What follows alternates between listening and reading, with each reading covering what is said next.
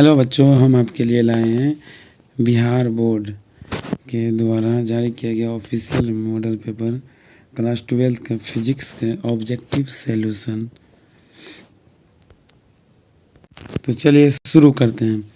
प्रश्न एक है कि वैद्युत द्विध्रुव आघूर्ण एक सदिश होता है जिसकी दिशा होती है, यानी कि उसका डायरेक्शन किधर होता है। तो इसका डायरेक्शन होता है ऋण से धनावेश की ओर, यानी कि ऑप्शन डी इसका सही आंसर होगा। और दूसरा नंबर सवाल है कि वैद्युत क्षेत्र की तीव्रता का मात्रक क्या होता है, यानी कि unit of electric field intensity. तो इसका इलेक्ट्रिक फील्ड बराबर होता है, यानी कि E बराबर F/Q, और F का यूनिट होता है फोर्स का न्यूटन और चार्ज का होता है कूलम, यानी कि इसका आंसर होगा ऑप्शन ए, न्यूटन पर कूलम। प्रश्न 3 है कि एक कूलम आवेश में इलेक्ट्रॉन की संख्या है। तो एक कूलम आवेश इलेक्ट्रॉन की संख्या होती है 6.25 × 10⁻18, ऑप्शन बी। इसको निकालने के लिए फार्मूला होता है Q बराबर Ne, और N बराबर N नंबर ऑफ इलेक्ट्रॉन निकालना होता है, तो ये होता है Q/E। और यहाँ पे एक कूलम चार्ज दिया हुआ है एक, तो इसका हो जाएगा 1/1.6 गुना 10⁻⁻19 कूलम। इसको हल करेंगे तो आ जाएगा 6.25 गुने 10⁻18, यानी कि ऑप्शन बी। प्रश्न 4 है किसी वैद्युत रोधी माध्यम का पारा वैद्युतांक K कितना होता है। तो इसका कभी भी वैल्यू परमिटिविटी जो कोई भी एनी इलेक्ट्रिक इंसुलेटर का जो है ये होता है आपको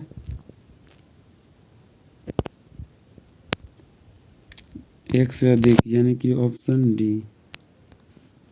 प्रश्न 5 है कि एक वैद्युत क्षेत्र विक्षेपित कर सकता है। तो क्या विक्षेपित कर सकता है, एक्सरे, न्यूट्रॉन्स यानी कि अल्फा पार्टिकल्स या गामा पार्टिकल्स। तो इसका सही जवाब हो जाएगा ऑप्शन सी, अल्फा कणों को, यानी कि अल्फा पार्टिकल्स को विक्षेपित कर देता है, डिफ्लेक्ट कर देता है। अगला प्रश्न है कि एक बिंदु आवेश Q को E परिमाण वाले विद्युत क्षेत्र में रखा गया तो आवेश द्वारा महसूस किया गया बल ये हो जाएगा इसका आंसर 6 का, यानी कि QE ऑप्शन है। प्रश्न अगला है कि L भुजा के एक घन के केंद्र बिंदु पर एक आवेश Q रखा है। तो इसके लिए वैद्युत फ्लक्स जो होता है वो होता है Q/6ε0, यानी कि ऑप्शन बी। प्रश्न 18 है कि एक गोलीय चालक की धाराता 1 म्यू फराड है तो उसकी त्रिज्या होगी 9 किलोमीटर, यानी कि ऑप्शन सी। अगला क्वेश्चन है कि किसी संधारित्र की धारिता निर्भर नहीं करती है, किस पर निर्भर नहीं करती है। तो ये चार्ज ऑन प्लेट, यानी कि प्लेट के आवेश पर निर्भर नहीं करती है। प्रश्न है कि समान धारिता वाले तीन वो कैपेसिटर को इक्वल कनेक्ट कर दिया गया, पहला को पैरेलल और तब उसको पहले का कैपेसिटर को कनेक्ट कर दिया पैरेलल में। तो पैरेलल में जब हो जाएगा तो इसका आ जाएगा 3C, तो इसका आ जाएगा 3C कनेक्ट करेंगे, और जब इसको श्रेणी क्रम में जोड़ेंगे तो ये आएगा C/3। जब इसका रेशियो निकालेंगे हम तो ये हो जाएगा 3C/C/3, ये 3 चल जाएगा ऊपर, तो 3C/C गुना 3, ये हो जाएगा C खत्म, ये हो जाएगा 9:1, यानी कि ऑप्शन ए। अगला सवाल है वोल्ट मीटर इनवर्स, यानी कि ये घुमा दिया क्वेश्चन को, ये हकीकत है इसे वोल्ट पर मीटर। वोल्ट पर मीटर किसका यूनिट है, तो ये होता है ऑप्शन सी, विद्युत क्षेत्र का। 11 का आंसर हो जाएगा सी। विशिष्ट प्रतिरोध का ऐसा मात्रक है, विशिष्ट प्रतिरोध स्पेसिफिक यूनिट ऑफ रेसिस्टेंस, इसका सही है ओम मीटर, ऑप्शन डी। प्रश्न 13 है कि परम शून्यता पर सिलिकॉन का कोई क्रिस्टल कैसा व्यवहार करता है? तो पूर्ण कुचालक की तरह, परफेक्ट इंसुलेटर की तरह व्यवहार करता है, ऑप्शन बी। निम्नलिखित कौन सा प्रतिरोध को व्यक्त करता है? तो प्रतिरोध को व्यक्त करता है ऑप्शन ए। अगला प्रश्न है कि जब ताप में वृद्धि होती है तो कंडक्टर का रेसिस्टेंस क्या होता है? तो उसका रेसिस्टेंस इंक्रीज होता है, यानी कि बढ़ जाता है। विद्युत परिपथ की शक्ति होती है, शक्ति क्या होती है? तो V²/R, यानी कि 16 का आंसर हो जाएगा सी। अगला प्रश्न है कि एक इलेक्ट्रॉन वोल्ट समतुल्यता ये किसके बराबर होता है? तो ये होता है 1.6 गुना 10⁻⁻19 जूल। इसमें नहीं फंसिएगा देख के। विद्युतीय परिपथ के किसी बिंदु पर सभी धाराओं का बीजगणितीय योग ये होता है 0।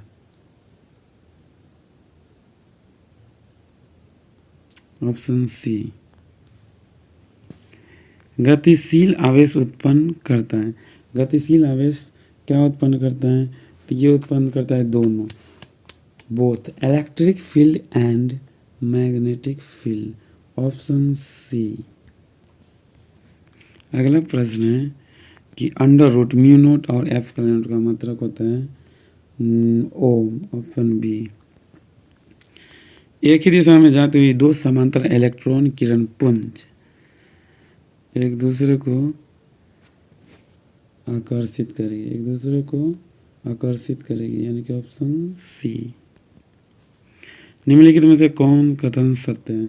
तो ये τ=m×b, ऑप्शन बी। प्रश्न नंबर 23 है कि पृथ्वी के चुंबकीय क्षेत्र का ऊर्ध्वाधर घटक 0 होता है।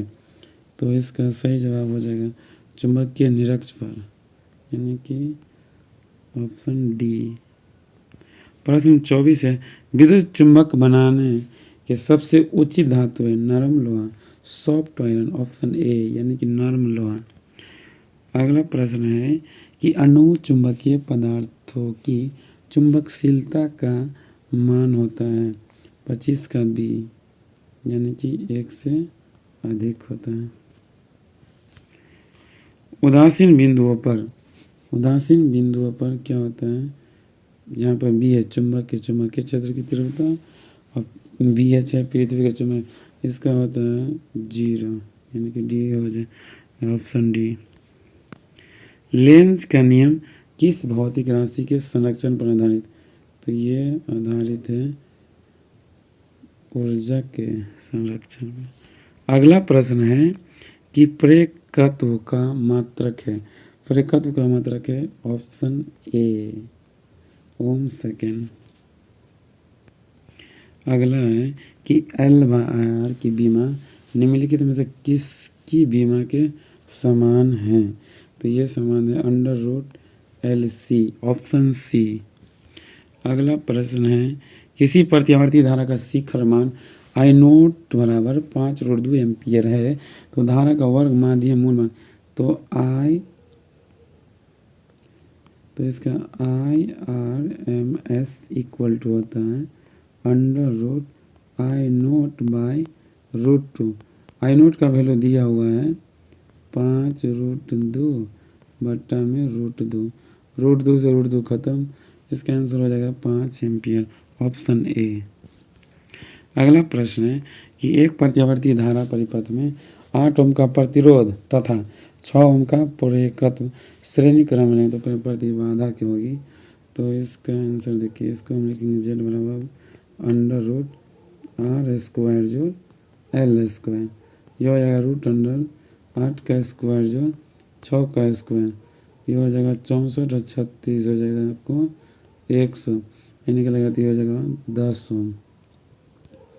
तो इसका आंसर हो जाएगा 10 ओम, ऑप्शन बी।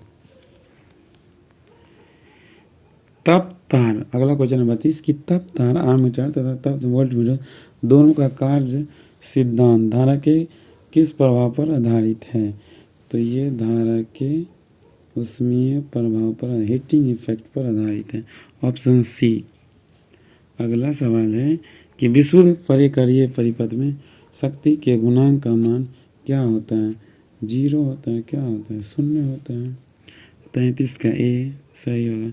किसी ट्रांसफर में क्या संभव नहीं? भंवर धारा होवे करता है, प्रत्यावर्ती धारा होता ही है, प्रेरित धारा होता है, बस डीसी नहीं होता यानी कि डायरेक्ट करंट।